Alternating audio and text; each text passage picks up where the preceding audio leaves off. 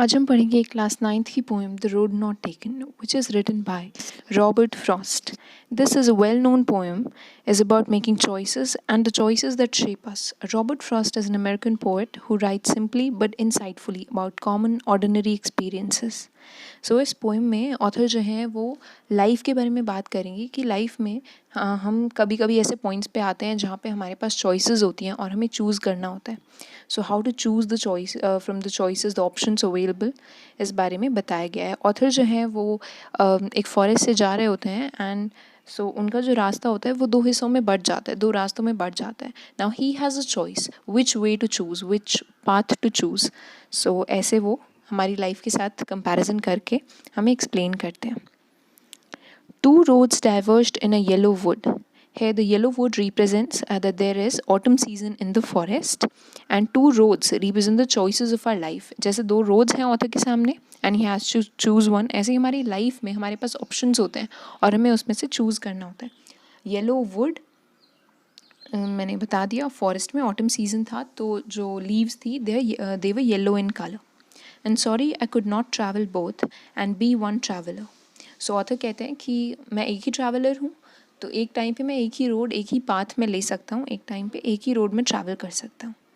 ठीक है. Long I stood and look down one as far as I could to where it bent in the undergrowth. So author जो है वो पहले first road को analyse करते हैं. ठीक है. वो देखते हैं एक रोड की तरफ, वो देखते हैं कि उसके क्या प्रोज एंड कॉन्स हैं, उसके क्या बेनिफिट्स हैं, उसमें क्या प्रॉब्लम्स आएंगी उनको चलते हुए, उन्हें क्या प्रॉब्लम्स वहाँ पे फेस करनी पड़ेंगी, वो सब कुछ एनालाइज करते हैं, देखते हैं. ऐसे ही जब भी हमारी लाइफ में हमें कोई डिसीजन लेना हो तो हमें हर ऑप्शन को लेके ध्यान से सोचना चाहिए कि उसमें क्या प्रॉब्लम्स आएंगी, उसके क्या बेनिफिट्स होंगे, हमारे लिए वो सही है या नहीं. ओके. और ऑथर जो हैं वो उसको दूर तक देखने की कोशिश करते हैं. वो बेसिकली ये देखते हैं कि लास्ट में ये रोड उन्हें कहाँ पे लेके जाएगी, पर क्या वो ये देख सकते हैं? नहीं. इट्स अ फॉरेस्ट, सारी जगह प्लांट्स उगे हुए हैं, तो रास्ता एक जगह से दूसरी जगह पे मुड़ जाएगा और वो नहीं देख पाएंगे कि लास्ट में वो कहाँ पहुँचेंगे.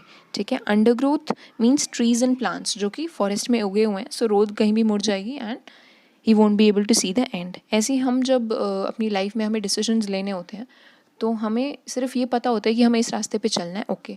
हमें ऐसे प्रॉब्लम्स आएंगी, ठीक है, हमें कुछ बेनिफिट्स होंगे, ठीक है, हमें मज़ा आएगा ये काम करने में. ओके.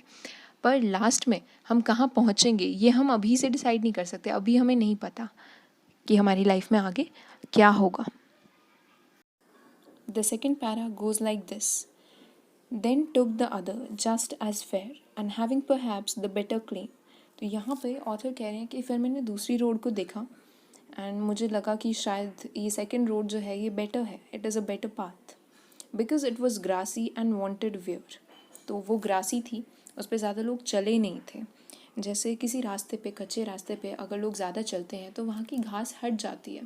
ओके. वहाँ पे घास फिर नहीं उगती.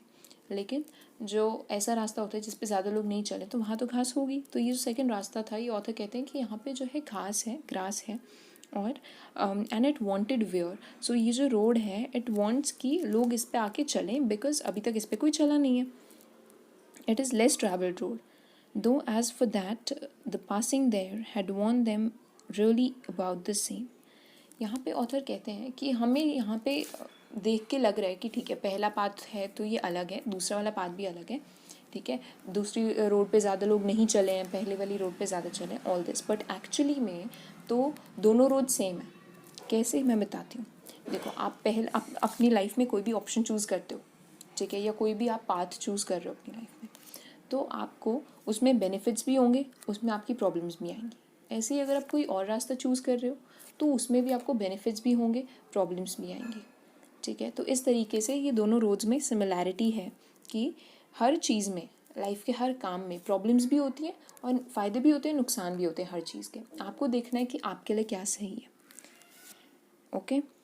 And both that morning equally lay in leaves no step had trodden black. So morning थी, कोई भी किसी भी रास्ते पे चले नहीं थे अभी लोग. सो लीव्स जो हैं दे वर नॉट ट्रॉडन ब्लैक, किसी ने भी उन पे पैर नहीं रखा था. नो स्टेप मीन्स किसी ने उन पे पैर नहीं रखा था, कोई चला नहीं था उन पे. ट्रॉडन मीन्स वो कुचली नहीं गई थी. So they were fresh, they were laying on the floor, मतलब ऑन द रोड. पेड़ से पत्तियाँ गिर के नीचे गिर गई थी. Okay. Oh, I kept the first for another day, yet knowing how way leads on to way, I doubted if I should ever come back. तो ऑथर कहते हैं कि मैंने ये सोचा कि मैं फ़र्स्ट वाली रोड पे किसी और दिन चलूँगा, अभी मैं सेकंड रोड पे जाता हूँ, ठीक है, मैं वापस कभी आऊँगा मुड़ के और फर्स्ट रोड पे ट्रैवल करूँगा। पर ऐसा नहीं होता। हम अपनी लाइफ में कोई एक ऑप्शन चूज़ करते हैं, कोई एक रास्ता चूज़ करते हैं और फिर हम उस पर आगे चलते जाते वापस नहीं आते। क्योंकि देखो, और ऐसा ही करना भी चाहिए, क्योंकि जब आप एक रास्ते पे चल रहे हो, एक जगह पे जा रहे हो, तो फिर आपको वहीं पे पूरा ध्यान देना चाहिए। आपको पीछे मुड़ के नहीं देखना चाहिए, अपने फ्यूचर या फिर पास्ट के बारे में उतना नहीं सोचना चाहिए। आपको अभी आप क्या बेस्ट परफॉर्म कर सकते हो अपना, ये आपको ध्यान में रखना चाहिए। तो आज आप अपना क्या बेस्ट दे सकते हो, कोई भी काम करो तो पूरे दिल से करो, हाफ हार्टेडली कुछ मत करो, ठीक है। तो वो कह रहे, ऑथर कह रहे हैं कि मैं एक रोड पे जाऊँगा तो it will lead on to other ways, वो आगे रास्ता मैं कहीं और चला जाता जाऊँगा and I not come back. तो आई डाउट कि मैं कभी वापस आऊँगा भी या नहीं। I shall be telling this with a sigh. Somewhere ages and ages hence, two roads diverged in a wood, and I took the one less travelled by, and that has made all the difference. Here the poet is saying कि वो अपनी future में जाके देखते हैं और कहते हैं कि एक दिन आगे अपनी लाइफ में, फ्यूचर में कभी वो ये सोच रहे होंगे कि एक दिन उन्हें दो रास्ते मिले थे और उन्हें किसी एक को चूज़ करना था। Then he choose the one which was less travelled by, उन्होंने सेकेंड रोड चूज़ करी जिस पे ज़्यादा लोग नहीं चले थे, और आज वो जहाँ पे भी हैं या जो भी उनका एक्सपीरियंस है वो उसी चॉइस के बेसिस पे है कि उन्होंने उस दिन जो भी चूज़ किया उसी वजह से वो आज उस रास्ते पे चल के यहाँ तक पहुँचे हैं। सो यहाँ पे पोएम ख़त्म होती है। देखो, हमारी लाइफ में बहुत सारे चॉइसेस आएंगी, बहुत जगह पे चॉइसेस आएंगी और हमें चूज़ करना होगा। तो आप चूज़ करने से पहले बहुत अच्छे से हर चीज़ के बारे में सोच लीजिए, क्योंकि प्रॉब्लम, फ़ायदे, नुकसान तो हर चीज़ के होते हैं, लेकिन आप कौन सा रास्ता सच में किस प्रोसेस को आप इंजॉय करते हैं वो आप चूज़ करिए। Okay, so this is the point. अब हम बात कर लेते हैं हमारे पोएटिक डिवाइसेस की। तो सबसे पहले हम बात कर लेते हैं राइमिंग स्कीम की। राइमिंग स्कीम होती है कि हमारे पोएम के जो लास्ट के वर्ड्स हैं वो किस तरीके से राइम कर रहे हैं। फर्स्ट लाइन का लास्ट वर्ड है वुड, सो वुड की साउंड को मैंने ए मान लिया। सेकेंड लाइन का लास्ट वर्ड है both. Now because would and both की साउंड राइम नहीं कर रही है तो मैंने बोथ की साउंड को बी मान लिया। थर्ड लाइन का लास्ट वर्ड है स्टूड। स्टूड और वुड की साउंड मैच कर रही है, राइम कर रही है, सो मैंने स्टूड की साउंड को अगेन ए मान लिया। कुड भी वुड और स्टूड से मैच कर रहा है तो इसकी साउंड को भी ए मान लिया। And under growth because both के साथ राइम कर रहा है तो इसे हमने बी मान लिया। और इसी तरीके से हमारी राइमिंग स्कीम बन जाती है ए ए बी। पूरी पोएम में यही राइमिंग स्कीम है। इसके बाद जो हमारा दूसरा पोएटिक डिवाइस है वो है सिंबलिज्म का। टू रोड्स, जो फर्स्ट लाइन में दो रोड्स हैं वो हमारी लाइफ की चॉइसेस को डिपिक्ट करती हैं, हमारी चॉइसेस को रिप्रेजेंट करती हैं। हमारी लाइफ में जो ऑप्शंस आते हैं, हमारे पास चॉइसेस आते हैं उसको, तो ये सिंबलिज्म है। फिर है हमारे पास एनाफोरा। जो एंड है वो सेकेंड, थर्ड और फोर्थ लाइन में ये जो फर्स्ट वर्ड है एंड, ये बार बार रिपीट हो रहा है, सो इसको हम एनाफोरा बोलते हैं।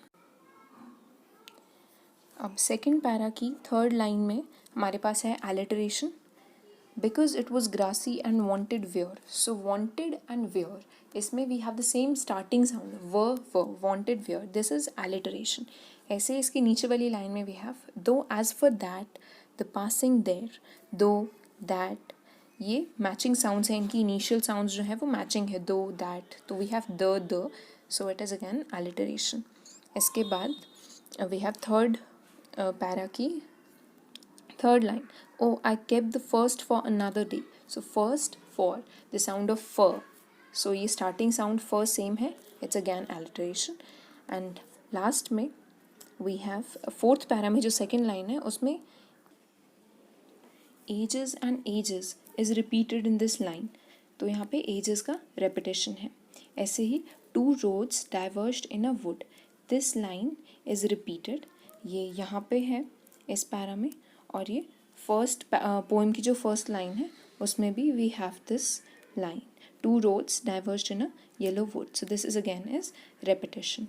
तो यहाँ पे हमारी ये पोएम ख़त्म होती है, the road not taken by Robert Frost. If you have any doubts you can ask them in the comment section.